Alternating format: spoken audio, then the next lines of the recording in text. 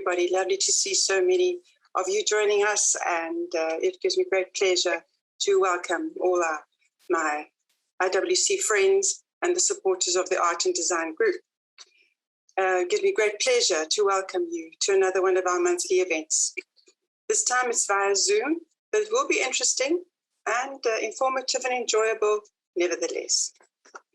Nicky Tyers and Geraldine have worked long and hard to make this moment come about.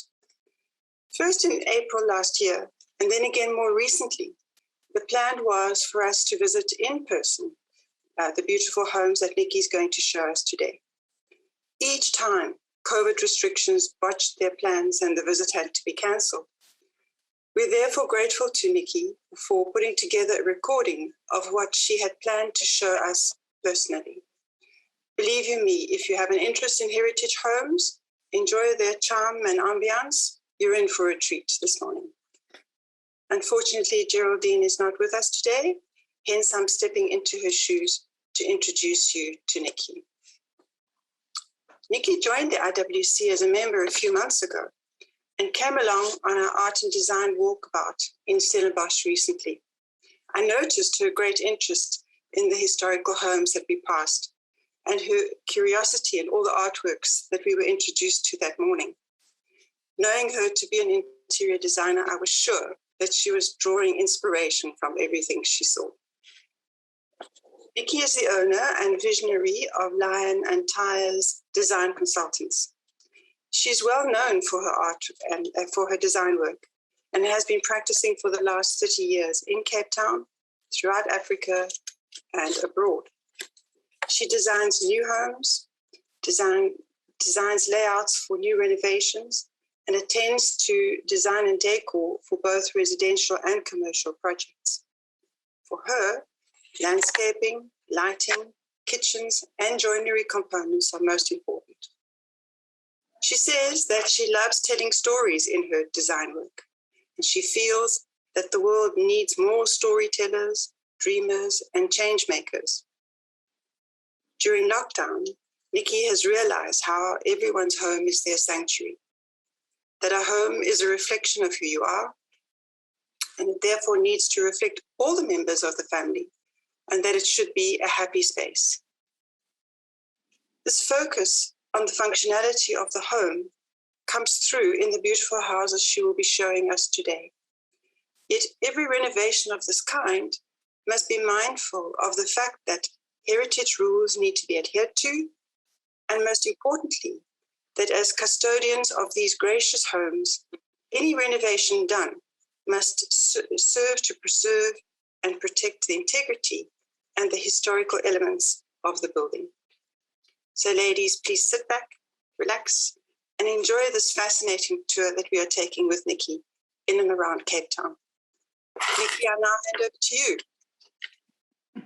Good morning, everyone. Thank you for taking time out of your busy schedules to watch this video. We had a great time making it. In fact, it was a trip down memory lane for me. Whenever I go back to homes that I've previously owned, I feel somewhat sentimental, but at the same time, I'm so thrilled that the new owners have found a happy space and that they are enjoying their homes and their gardens. So sit back, relax. I hope you've got a cup of tea with you, and let's enjoy the little film.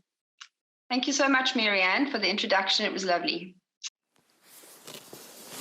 Hello ladies, I hope you all enjoyed Women's Day on Monday and you had time to relax and rejuvenate and recharge for the rest of the week. I can't believe that we are already in August. This year has certainly flown by.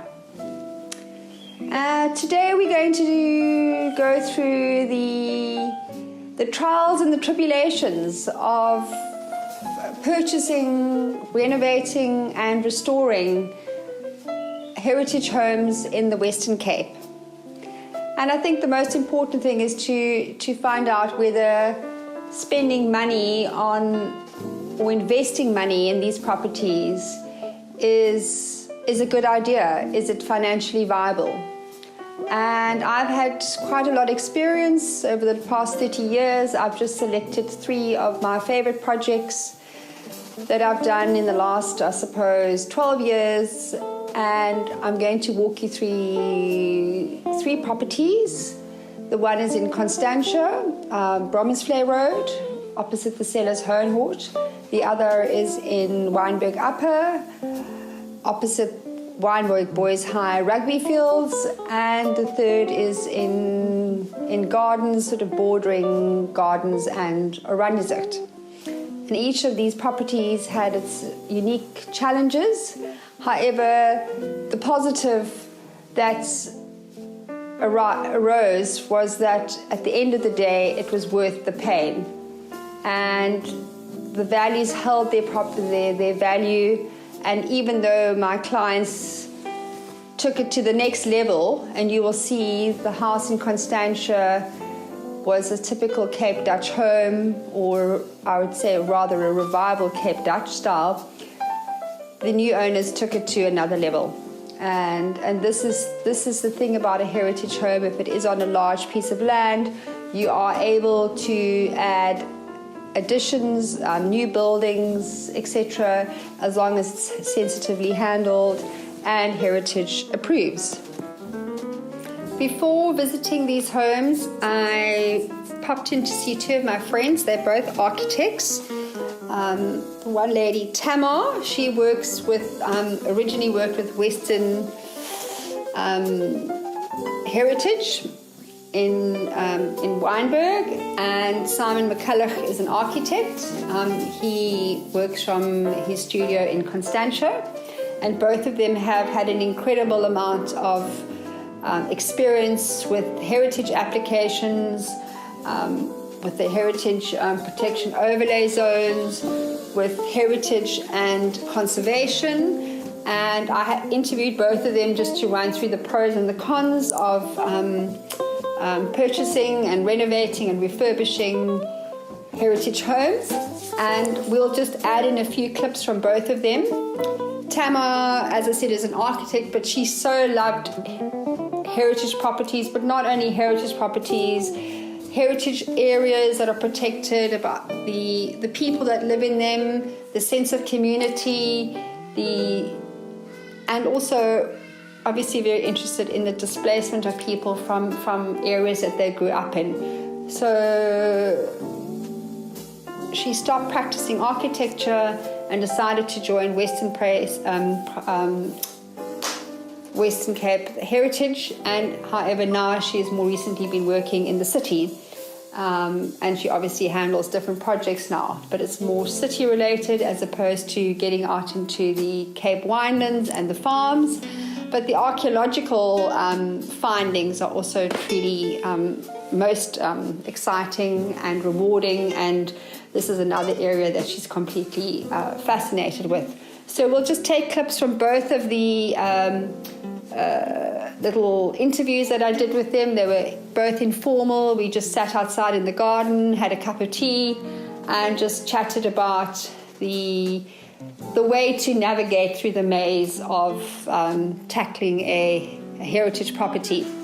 But what are these sort of the telltale signs of a typical heritage property, and how old does the property have to be to comply with heritage? With heritage. So I think in Cape Town, working in a Cape Town environment, pretty much everything, when I say Cape Town, I'm talking about the City Bowl and surrounding suburbs, the Tumbers Kloof Observatory, Woodstock. So working in that area down through to the southern suburbs, pretty much because of the development that started so early in Cape Town, much of it is heritage. So a lot of it is Victorian, so your obvious Victorian features of a house are a telltale sign. Your wooden floors, your fireplaces, the types of windows, even your chimney flues are a telltale sign of the Victorian. And then, what sort of era is the Victorian? So late 1900s. Late 1900s. Well, late 1800s into 1900s, so 19th century, but the late 1800s, yeah. And then say if you're working in the Burgkop, then you've got the Georgian style architecture, which is earlier. So there you've got, you've got some very, very old, very, very old. And is that sort of typically all the parapet walls and the tall sash windows? Yes, and the sort of three bay flat roofed, yeah. So you're getting a consultant, and definitely. who are Cape Town's most well-known heritage architects? I mean, heritage architects. It depends what type of building you're working with. Rennie Skur Ardendorf have been going for a long time in that field. They deal with slightly bigger, but they also do domestic architecture. Trevor Thorold is an expert in his field, and he deals a lot with really old Cape Dutch homesteads. Has a really good understanding of the materiality of buildings. So not every heritage architect will have those expertise. Okay. They're quite specialised in their particular because imagine, fields. people who are buying wine farms and converting them into boutique hotels and that. I mean, they would obviously need to. Yeah, so I'm limited. There's a range of architects out there, and say for instance, if you work in the Paarl or Franschhoek, there's a range of people out there. I'm limited in my knowledge of the CBD because I'm confined to a district. So I work central CBD and sort of up to Observatory and then up to Camps Bay. And what's the most sort of exciting thing that you're working on at the moment in the City Bowl? Exciting in terms of cultural heritage has definitely been the Two Rivers Urban Park and the River Club because of its contested nature, and that we're talking about intangible heritage. We're not talking about buildings. We're talking about the social value and the intangible. So that for me is particularly exciting. I have a passion for the Burgkop. I did my master's on the Burgkop, so I have a passion for that. There's such a range of buildings. And are there amazing sort of cultural tours, like heritage cultural tours available? They're not run by the city. They're run by Kate Crane from Culture Connect. She runs a brilliant. Connection, that's wonderful. She runs a brilliant program. Thank you. I must also say that trees are protected in the heritage protected overlay. Trees, So established trees are protected and established greenery. So that's very important because people don't always know that. Yeah, I always want to go out there and there's a big yellowwood tree or big oak tree. Yellowwood would be on the protected list, but if it's not on the everything's protected. So if you want to remove a tree, you have to get permission. Awesome. I've never seen anything like it. Okay, Simon, just before we actually start, what I'm really going to ask you is about the architect's role in how to navigate through doing heritage applications for clients on projects, and the onerous things about renovating or owning a heritage home. Obviously, we want to highlight the beauty and what it is to actually own a heritage home, and maybe also just to touch on one of your favorite things about the sense of place, what that means to you, how important that is actually in a heritage home, but also keep in mind that there's sort of so many layers to sort of heritage, in terms of architectural, about preserving these beautiful places for generations to come, and sometimes, and maybe also just comment on, like you have those heritage, those overlay zones. There's like 3 different types of things. All of that. We're not going to make this. It's not a big. We're not going to get technical. We're just going to sort of say that obviously, if you are going to, work, do renovation, it's important to make sure that you're dealing with the right architect, and that, in fact, even whether you go to Cape Town Heritage or what's the one, what's the one on the side? Just Heritage SA.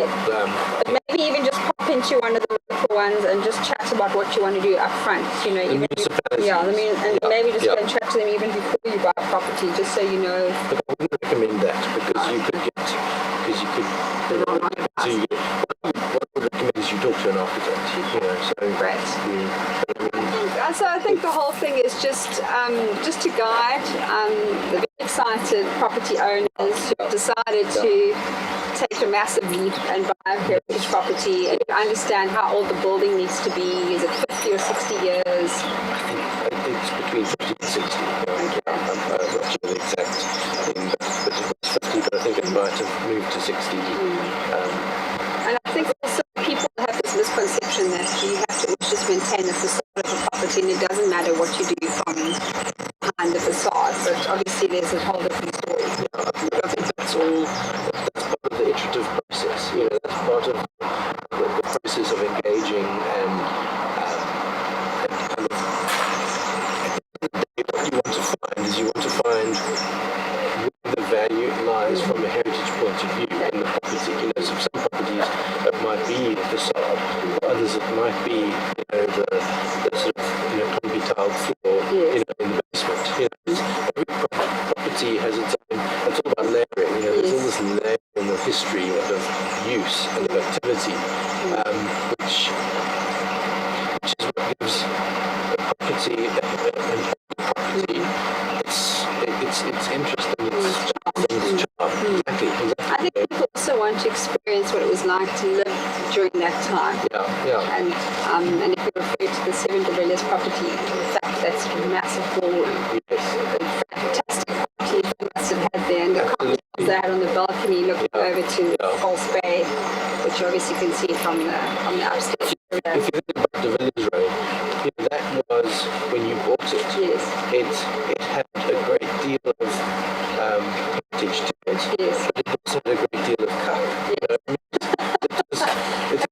I remember when I showed you the property, you said, Nicky, I'm not sure about this property. It's very institutionalized. It felt like a hospital to me. It had this long corridor, sort of single little aperture doors going into big rooms. There was no light in it. There was no love in it. There was no joy. It was quite depressing. And I remember saying to you, we need to actually take away some of the things, and create that clean courtyard.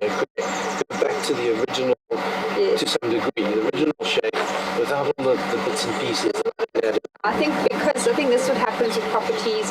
People buy them, they're expensive to live in, and then they try and do these very haphazard makeovers and turn them into guest houses or Airbnbs or whatever it is, and they actually sort of destroy the integrity of the home. And so you land up with, like at Silverhurst, it's a similar sort of thing.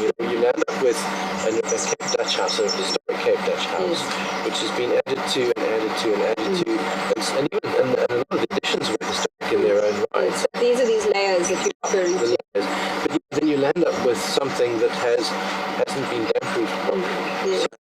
So for instance, at there, what we did was we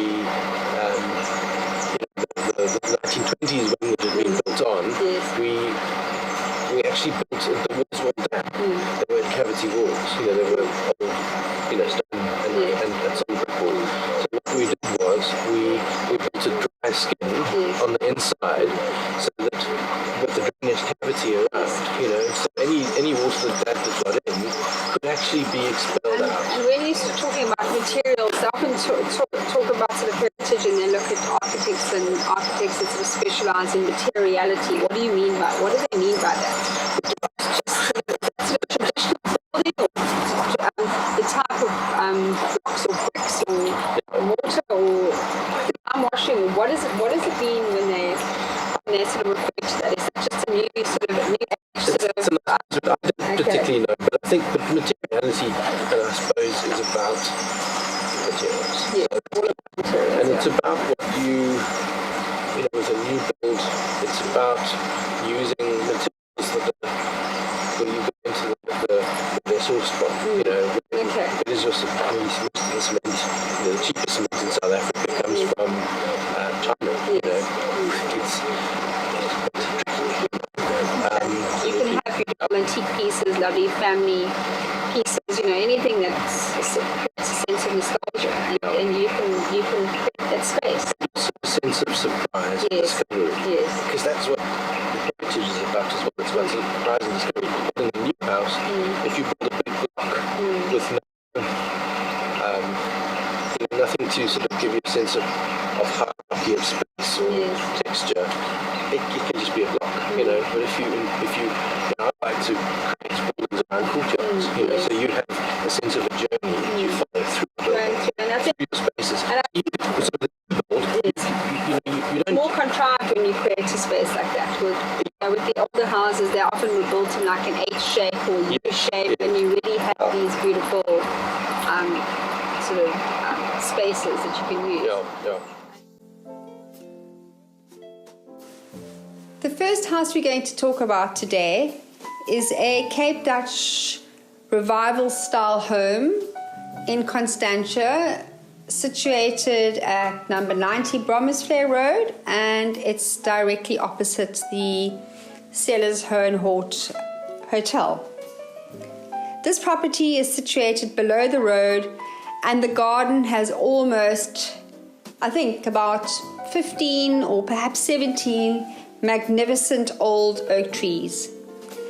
And arriving at the house through the big beautiful black iron gates with elaborate large traditional style lanterns on either side of the gates, you will see a barn style building straight ahead.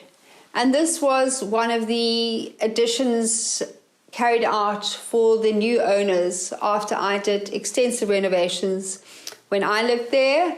I'm not a huge fan of garages, as one tends to turn them into storage rooms and just have too much clutter, and I prefer just to park outside on a gravel driveway.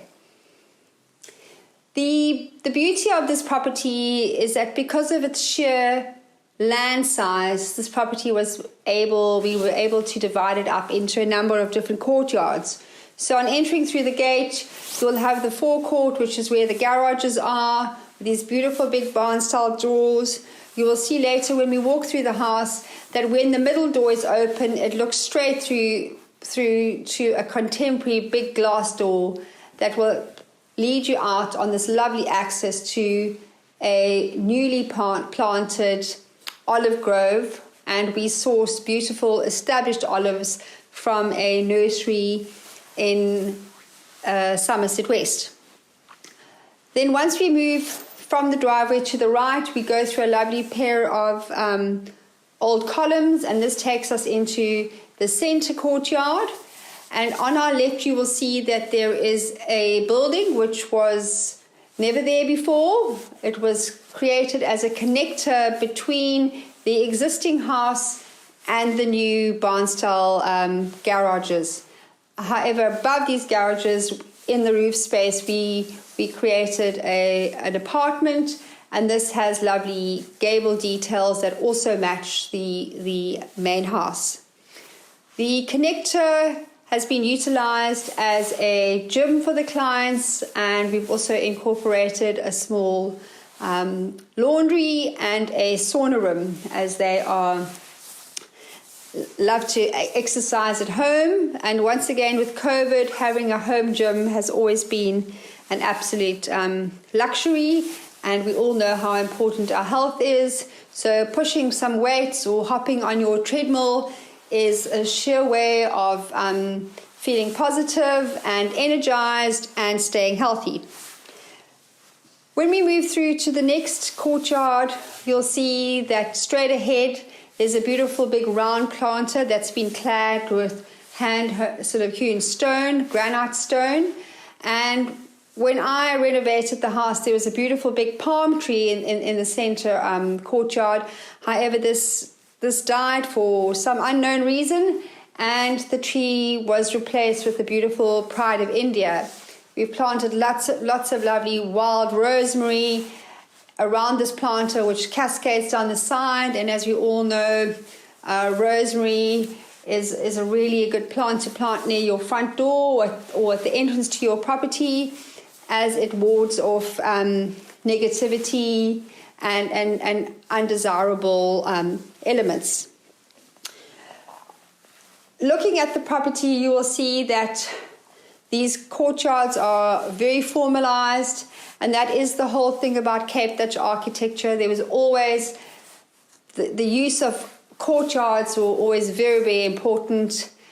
creating these sort of breathing spaces within a home that you could sort of enter out onto lovely sunny courtyards.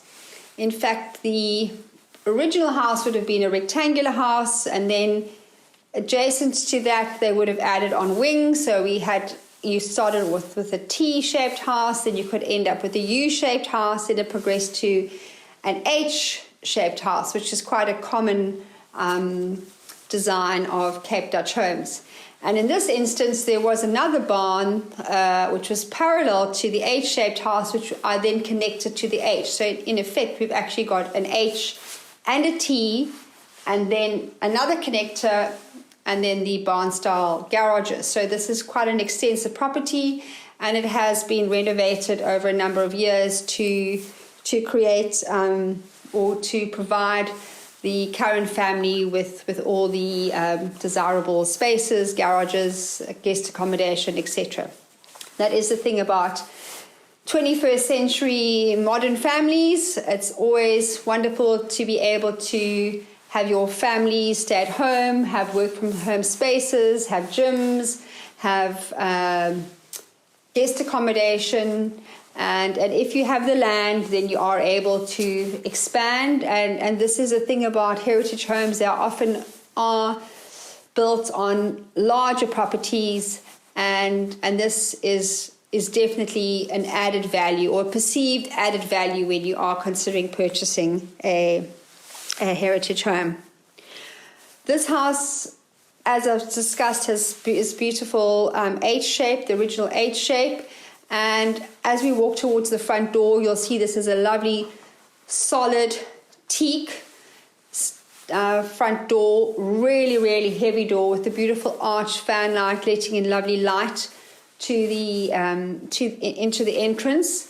And on either side, it's again flanked by traditional lanterns. And on the right-hand side, you'll see there's a beautiful wooden plaque with a little porcelain knob, which again indicates that this was a doorbell. And once again, this is not operational. It was quite difficult to find the wires and to get it all reconnected. You'll see the beautiful contemporary pots on either side of the door with these lovely big orange trees. And again, rambling creepers just adds a lovely sort of soft element, a colourful element, and makes entering through this front door already quite an exciting experience, just to imagine what's on the other side. So stepping through the front door, we'll find ourselves in a well-proportioned entrance hall. And this entrance hall is the link between the bedroom wing on the right, which has a main bedroom ensuite and a guest bedroom ensuite. And once again, I repositioned the staircases so that we could get up into the roof space. The entire roof space upstairs had been underutilized. We needed to move trusses, open it up, and in the end we achieved an additional 3 bedrooms and 2 bathrooms in this existing roof space, and built out 2 other dormer windows. And this is a beautiful space. If you have a large family, all the children can be upstairs and literally be in their own zone. The parents have their own little wing downstairs, and the guests are pretty private.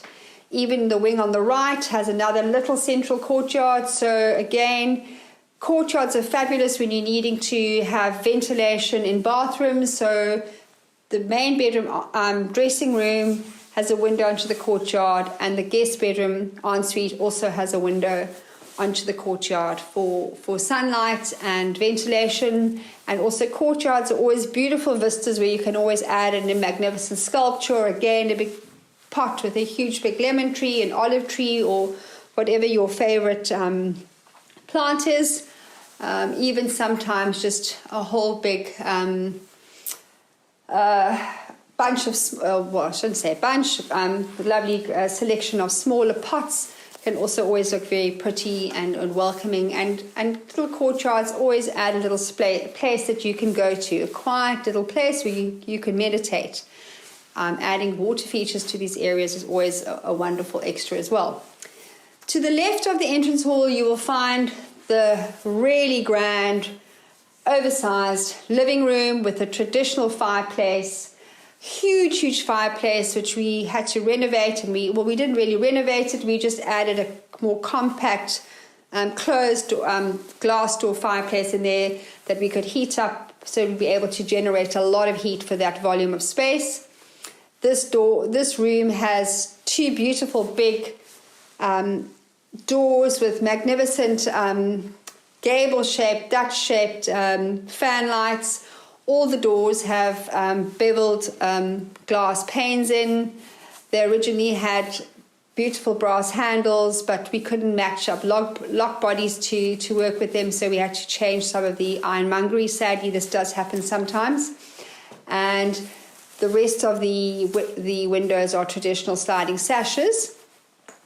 The floors in this house had been sort of terracotta tiles, sort of clay tiles, and I think as they added onto the house in the past, they just couldn't match up the same tiles, so it was a really a mishmash of different floors, tiles, and different levels. So we opted to actually remove all the tiles and put down a natural stone tile, just to allow the space to breathe and to have that lovely flow going through the entire home. However, because these houses are cold, we decided that we'd rather put carpets in the bedrooms, and this has worked incredibly. The wall, it did work incredibly well when I was living there.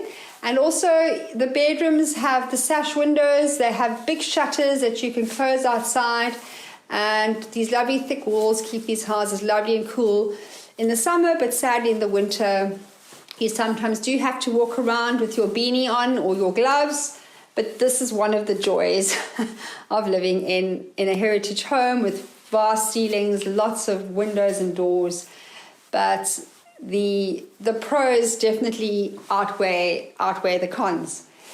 The living room was connected, open plan connection through the dining room, and this has a beautiful joinery detail, panel detail with lovely columns, and it really adds a sort of sense of grandeur and graciousness to the dining room.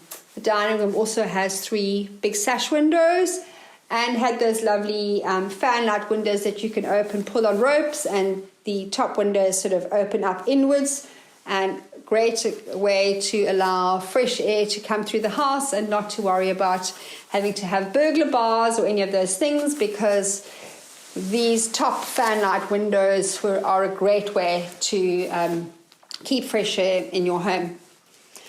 That also reminds me that today a lot of houses are not built with air bricks, and when we look at the house at 7 de Villiers, you'll note that I took lots of pictures of lovely little metal sort of cast iron cut out air brick covers, which we used extensively throughout homes, always making sure that houses had fresh air and they could breathe, and preventing the build-up of sort of damp and mildew and all of those other things that happen in older homes.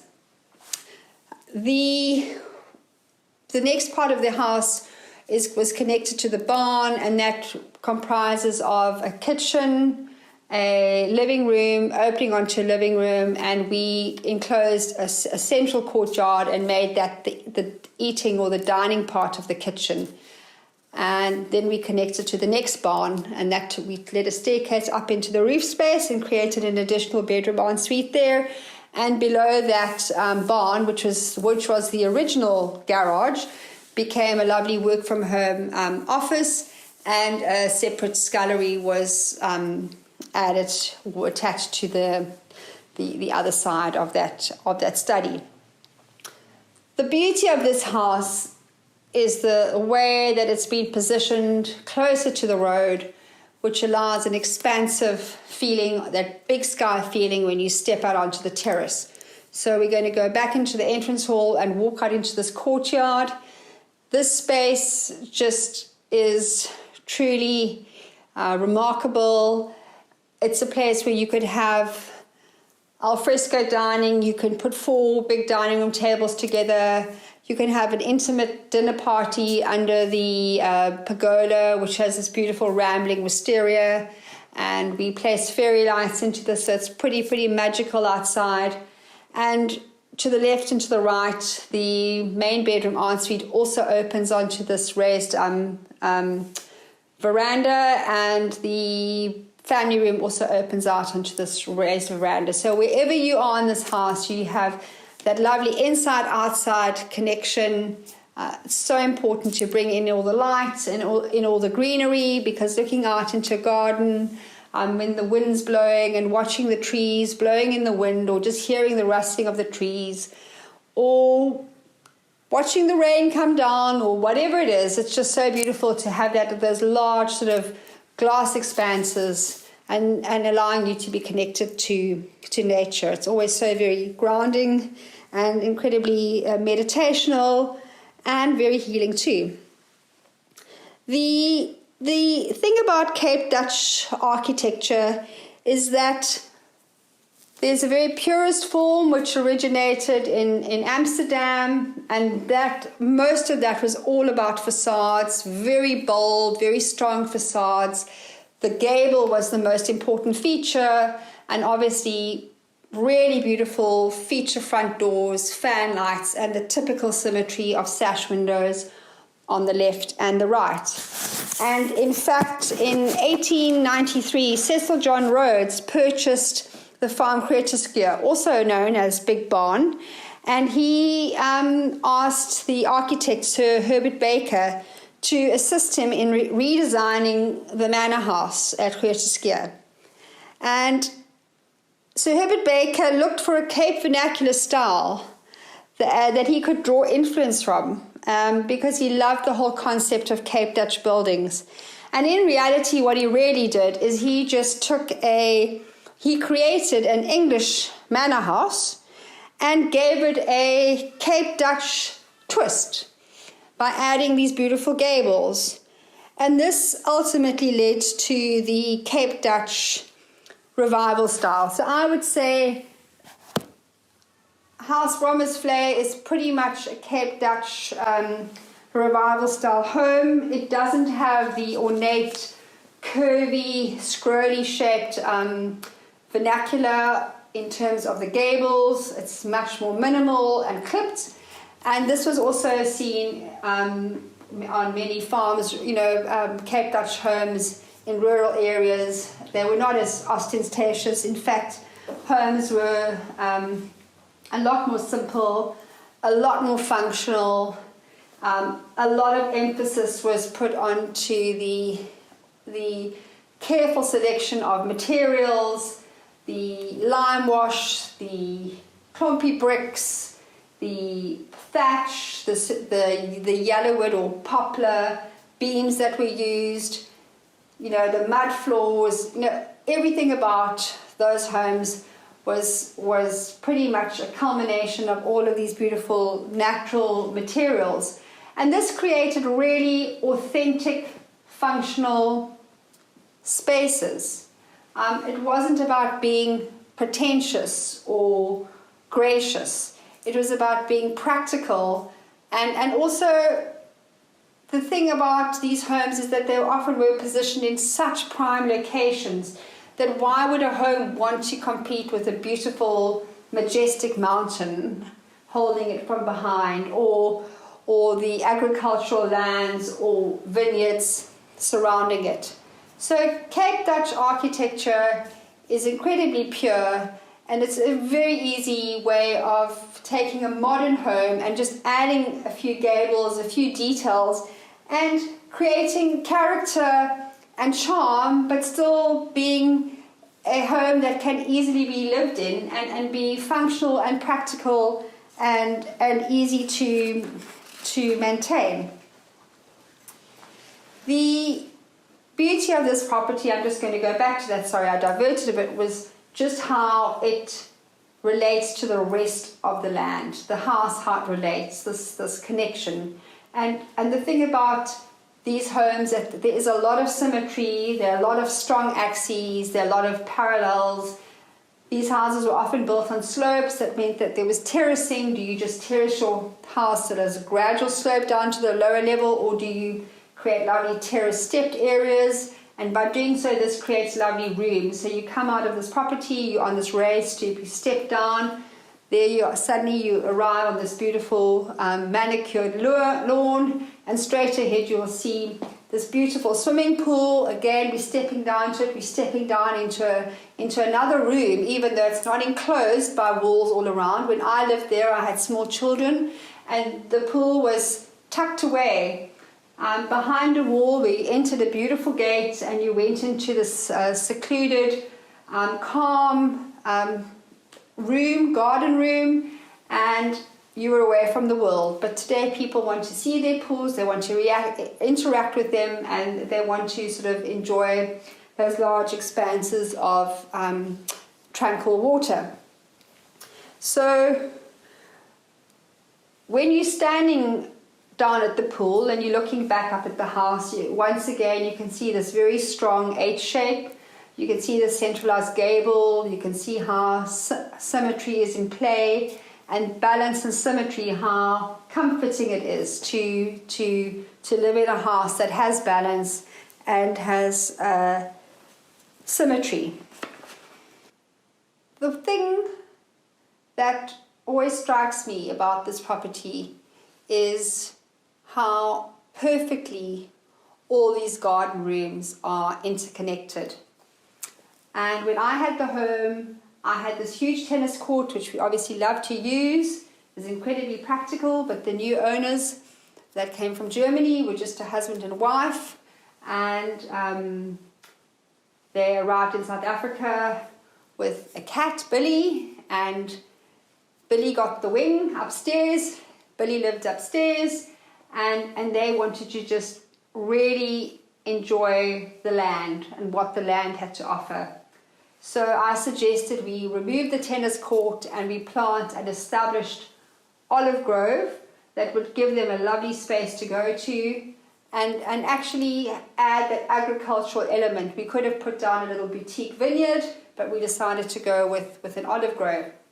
And suddenly now we had this big lawn, this beautiful pool, and the olive grove, and it felt like we needed something like a big dramatic exclamation. We needed a connector, we needed a juxtaposition, and this led to the idea that we should put up a lovely glass pavilion that will act as the connector between the garden and the olive grove.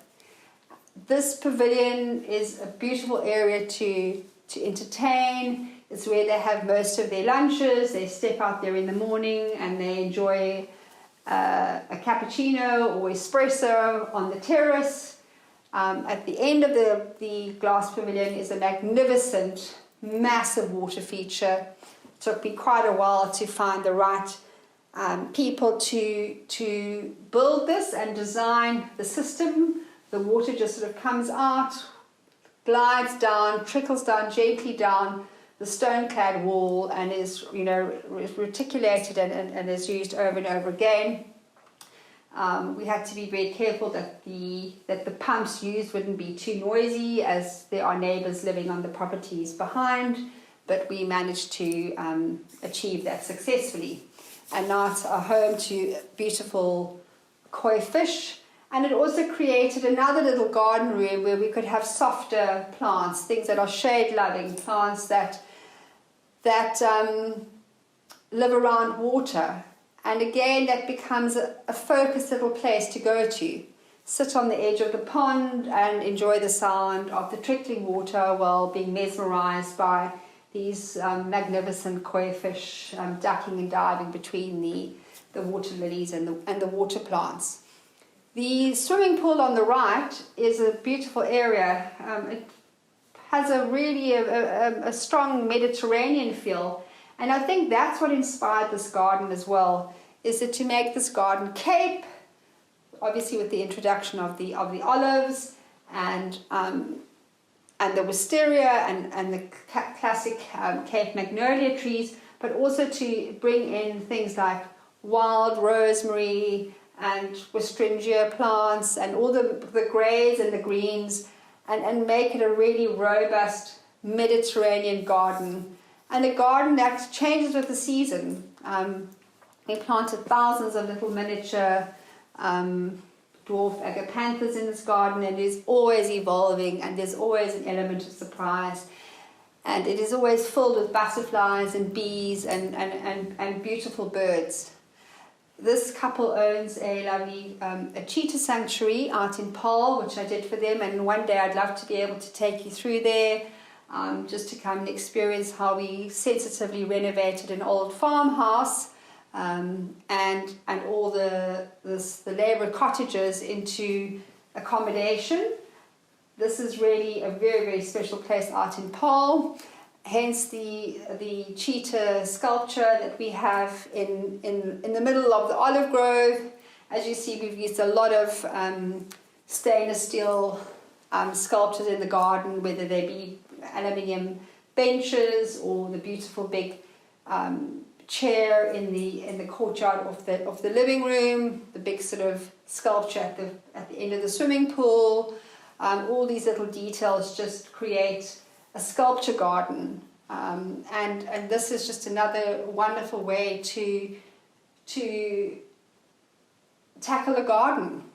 You know, again, creating vistas and beautiful pause places. We see we've used a lot of citrus. We've created a lovely magical little citrus grove that leads off to a little door. I love using old Zanzibar doors or Chinese doors or anything from the past. In fact, the doors inside the house, I took all of those out and replaced them with beautiful Indian doors sourced from Daniel at private collections. And this is another lovely way of adding a patina and also creating talking points and adding to that charm and character. These houses are always oozing character, and sometimes rather instead of putting in something new, just find something old. You know, the beauty of the interior design is always being able to find that fine balance between contemporary functional pieces and those lovely old antique pieces that just add that sense of calm and that sense of history and almost, I would say, tend to ground a space.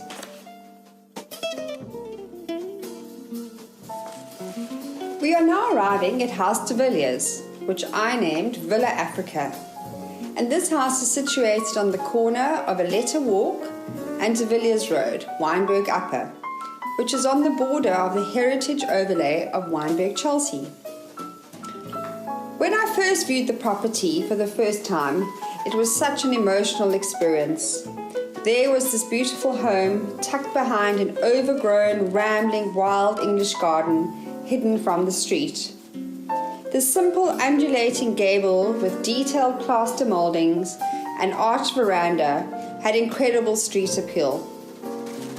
As I entered through the Georgian-style solid teak front doors with raised and fielded panels, all I could see was this 24-meter long passage dimly lit with the highest ceilings imaginable, over 4 meters in height. The house had an institutional feel and was begging for attention. It wanted to breathe.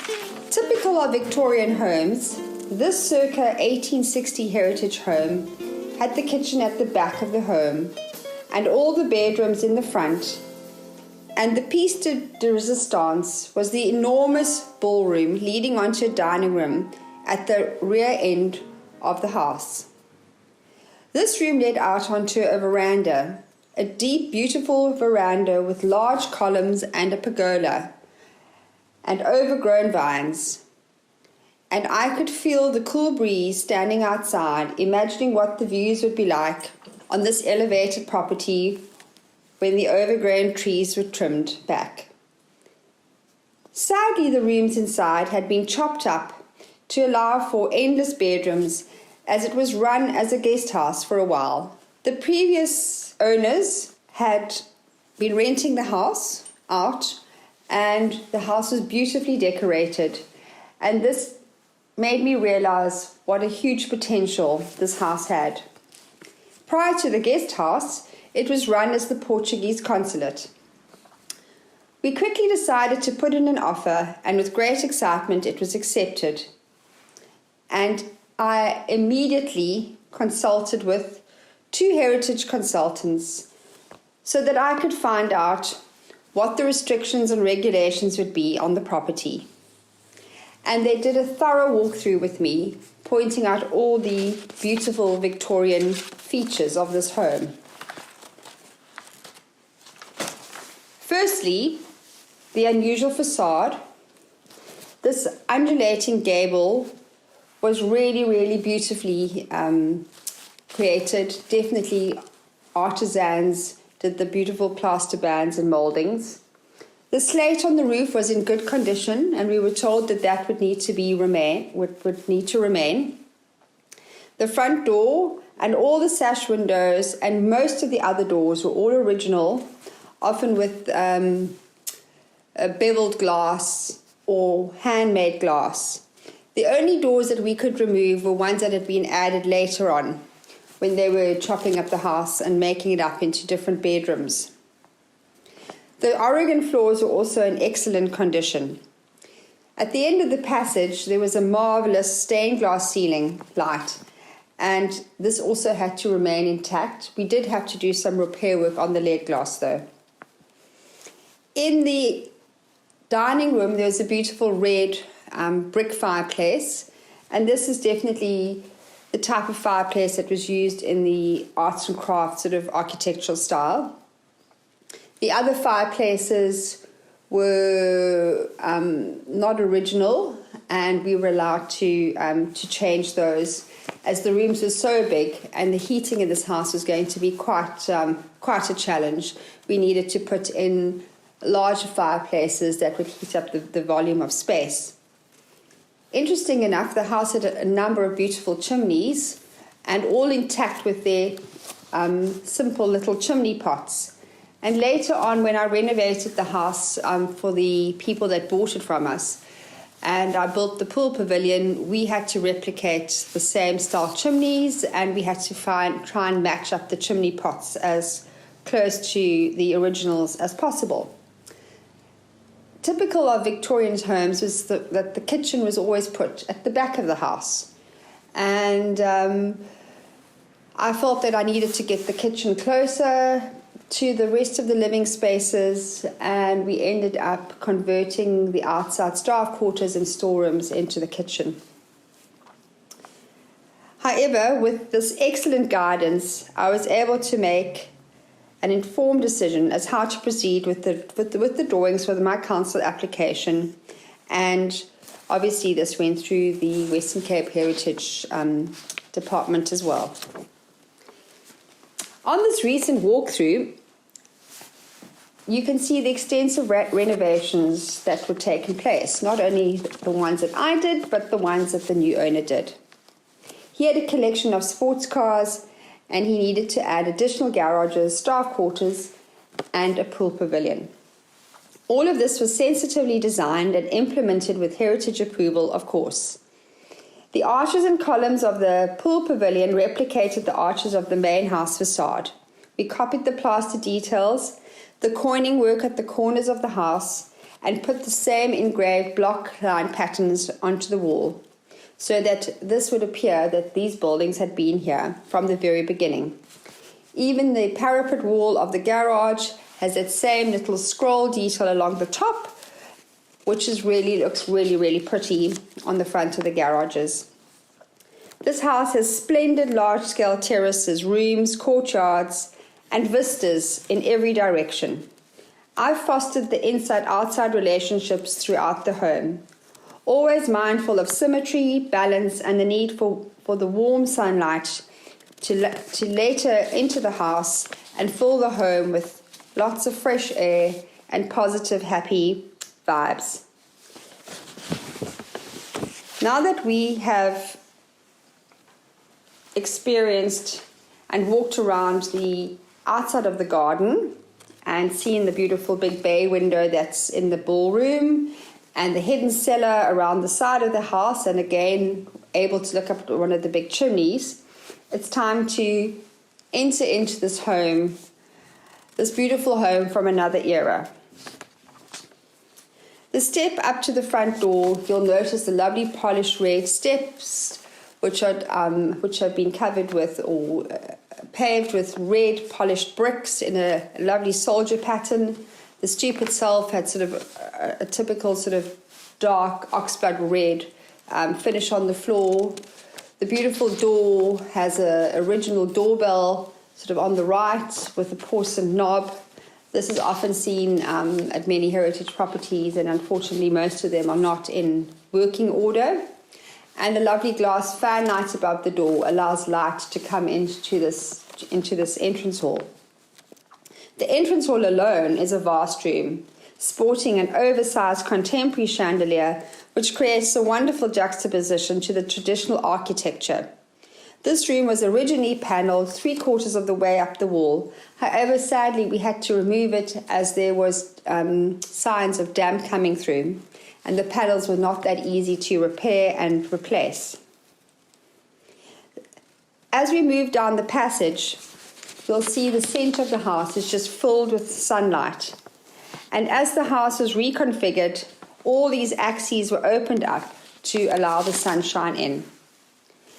The house originally had 7 bedrooms, but this was excessive, so we reduced it back to 5 bedrooms, and in so were able to add ensuite bathrooms to all the bedrooms.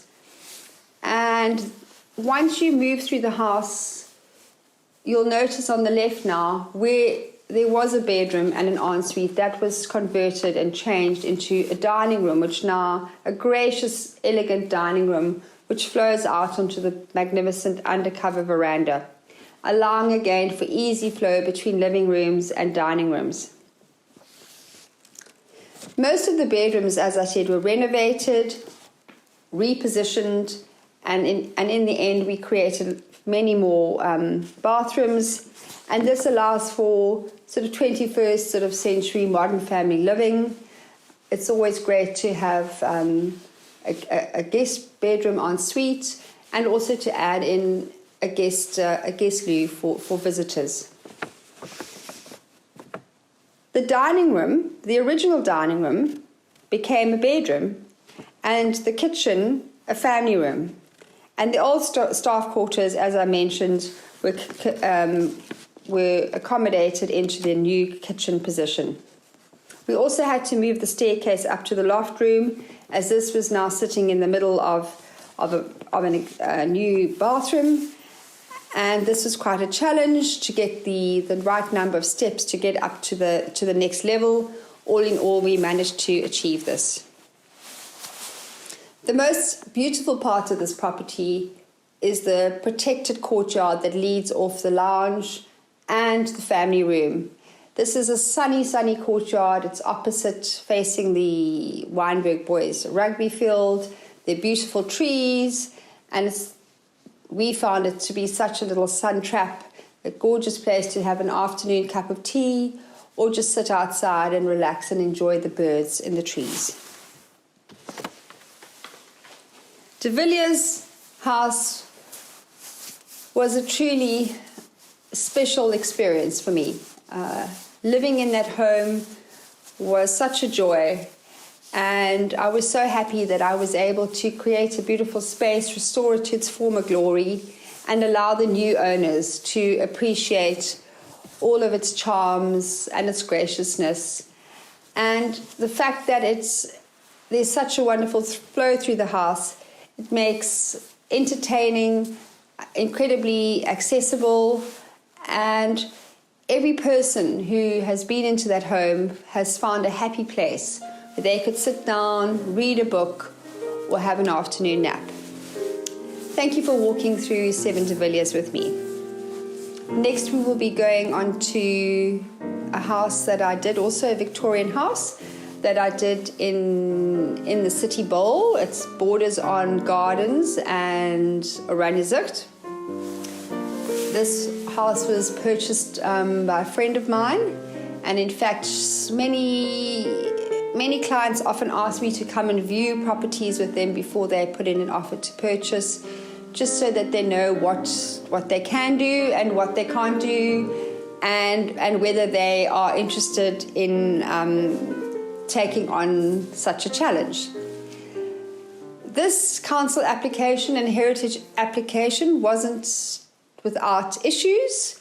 We ended up having to consult with a town planner to assist us in having approval for some new doors and windows on 2 elevations. This house is equivalent of a terrace house, which is very typical in Victorian times, and light was a huge issue.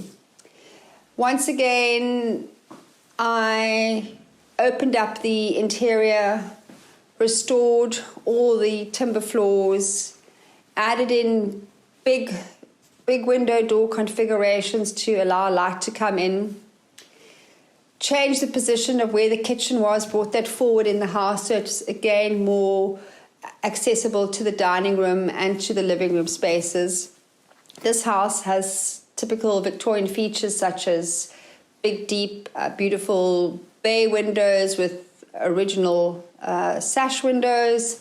It has timber floors. It has that very typical steep staircase with a sharp left turn as you get to the first floor. It has high ceilings, approximately 3.5 meter high ceilings.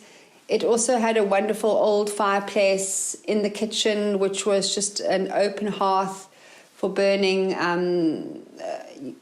firewood. We've kept that intact. The only issue with this house, once again, was that there were bedrooms with only one family bathroom. So again, it was quite a challenge to make this house comfortable for a mother and her 2 daughters. But we managed to create 3 bedrooms en suite, hence the need for extra windows for ventilation. The house also has a cellar underneath it. And the beauty of this was many houses that are built in the city bowl, they are affected by the water table, so sometimes groundwater can come up into the cellars, and they have a little pump that they use to pump out the water. There was also 2 interesting manholes in the driveway, and we found that when we opened them up, we actually looked down into one of these massive brick-lined water sort of tunnels underground. I'd never seen anything like that before. That was an absolute first for me. This renovation was meant to take six months, but due to the delays with council and heritage, it took us closer to 10 months.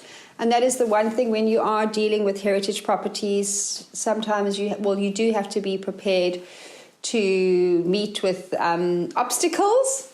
But at the end of the day, when you finally complete everything and the building inspectors come around and you receive your occupation certificate, it's just such a wonderful thing to be able to go and live in these gorgeous homes with these high ceilings, with this unbelievable sense of space, and actually have the opportunity to experience the spirit of the place. I really love doing this project, and I look forward to doing many more sort of smaller projects now, as so many people since COVID are downscaling and leaving their larger properties with big lands and moving to sort of smaller, manageable, lock up and go townhouses.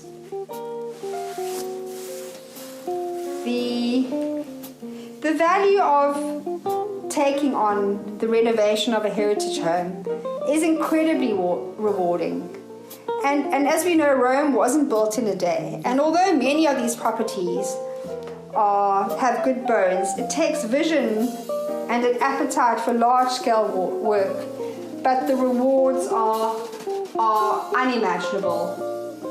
And I can only say that taking on properties like this are definitely a secure investment. And they will also be seen to be an asset for future generations to come. But more importantly, it's very important to have the perfect design team or team of people around you. Consult with Heritage before you take on a property, see what you can do, what you can't do. Perhaps employ a heritage architect or someone who has a lot of experience, an architect who has a lot of experience dealing with heritage, and a designer as well. It's always important to find that there's a designer that can act as a go-between between all aspects of a project. in fact, taking on a heritage project is taking on or being part of a collaboration of people who think the same way and are up for a challenge. And heritage homes are always a challenge, no matter how big or how small. There is always something that could happen, something that pops up. Often you can discover something really amazing about a property, and over time, what happens often is that you'll hear a little bit about the property from someone here and from someone there. And the one thing that I'm really sad about is that I wasn't able to get from the deeds office enough information on 7 de Villiers in particular. I did reach out. I have come across a couple of people that are heritage consultants that are specifically do research into old Cape properties, also the history of who lived there, more about the communities, and I am still going to follow up with them. I think COVID has pretty much put a spanner in the works at council, and even though I've been incredibly patient, I am slightly disappointed that I wasn't able to find this information on time, and I will be happy to post that when I actually get the information. So the thing about architecture and Cape Dutch architecture and Victorian architecture, and the one thing I omitted to comment on was the arts and crafts elements at 7 de Villiers. There were quite a few arts and crafts elements, and the beauty of arts and crafts is that it's a way of actually moving away from all the typical strong architectural styles. It's a style that aims to return to craftsmanship as opposed to industrialization. And it isn't really a single style, but rather an intellectual approach to how you design and you style a home. And it uses traditional methods of construction and craftsmanship, and it emphasizes the inherent beauty of material and the importance and value of inspiration and the value of simplicity and utility and beauty. And it also inspires one to use local materials, handmade tiles, hand-carved panels, beautifully hand-sculptured and plastered details above the parapets. Again, at de Villiers, there's beautiful timber fretwork along the roof line, and so many of these little details are all part of the arts and crafts movement. And I think that's the thing, is heritage homes tend to have multiple layers, and as people live there, they add things, and it's not always a typical Victorian thing or a typical Cape Dutch thing, but it somehow seems to work. And again, that is part of the value of collaborating, when people get together and you start thinking out of the box. Many beautiful homes are created and renovated and refurbished when people think out of the box. And this is what's truly remarkable about heritage homes, is that you can add your own signature, you can add your own style to them. And be brave, be bold, and be ready to reap the rewards and the joy and the pure pleasure of living in one of these homes from a past era. And my absolute favorite was sitting out on one of the terraces, whichever terrace it was, and sipping a classic gin and tonic with friends and family. Cheers. Wishing you all well, and look forward to seeing you all soon. Take care, and thank you for joining me today on this wonderful journey, this whistle stop of 3 properties that I've been involved with.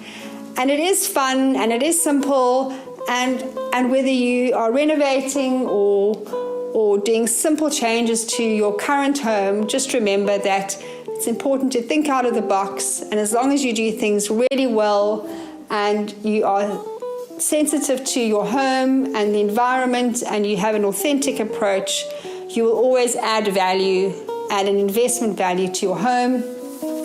And more importantly, the real investment is in yourself and your peace of mind and your sense of wellness. And remember, our homes are our safe places. They are our refuge. They are our sanctuaries, and they're there to be enjoyed. So be bold, be brave, and be ready for the ultimate rewards. Thank you once again. Bye-bye. Hope you all enjoyed that. It was a trip down memory lane for me. And yes, I hope everyone has a wonderful day and look forward to catching up soon when we have our next meeting at Kelvin Grove. Nicky, I just wanted to ask you if, when you get the application approved by the heritage people, do they actually come on site and check afterwards? And do they check outside as well as inside? Or are they mainly concerned with the facade? Most of the time they are concerned with the facade, but if there are very specific things that have a huge historical or heritage value, they will come back and check that you've kept that all intact. It doesn't always happen, but you could have a surprise visit. Thank you. Then I just want to thank you. You've given us such an insight into the importance of interior design this morning. There's so many elements that need to be taken into account when doing a house renovation, whether it is a contemporary home or a building of historical importance. And in addition, as you say, collaboration with experts is essential because you never know what you're going to find. Absolutely. I love how you pointed out the special features of each architectural style, whether it is Victorian or Cape Dutch revival, which I hadn't heard of before, or arts and crafts. We've also learned how important it is that the home and the garden speak to each other to create a whole. And I particularly enjoyed your focus on courtyards, which can be such fun and a useful extension to your home. It's obvious that working on these projects gave you great pleasure, and it is a particular interest of yours. Living in the Cape as we do, I'm sure that all of us here today appreciate what these old buildings represent and find it important that they are restored to their former glory for future generations to enjoy. After all, these charming buildings help give Cape Town the character and the appeal that it has. Nicky, we appreciate the time and effort you took to especially put this presentation together for IWC. So on behalf of everyone here today, as well as Geraldine and myself, I extend our thanks to you for a most enjoyable and informative morning. We feel privileged to have been taken into these outstanding properties and to learn more about the many aspects that come into play when a designer undertakes a restoration or renovation project. Victoria, my thanks also go to you for so professionally assisting us, as only you can do, with the technical side of the presentation to ensure that we all can link in and enjoy the IWC Zoom events from the comfort of our homes and get the full benefit of all that IWC makes available to us. Your expertise and dedication make it all look very simple, but we know that there's a lot that needs to happen behind the scenes to make it possible. If I think of you surrounded by all these devices everywhere, all the time. Ladies, thank you so much for joining us, and we look forward to seeing you again next month. We don't know yet if it's going to be in person or via Zoom, but we'll do our best to come up with something. Please take care and stay safe and enjoy the rest of the day. Thank you so much it was great to see you. Always good to interact, though we're so far apart. Thanks, everyone. Bye. Bye. Bye. Thanks so much, Nicky. It was wonderful. Yeah, thank you. Thank you very much. Had fun. Thank you. Thank you, Nicky. Thank you very much.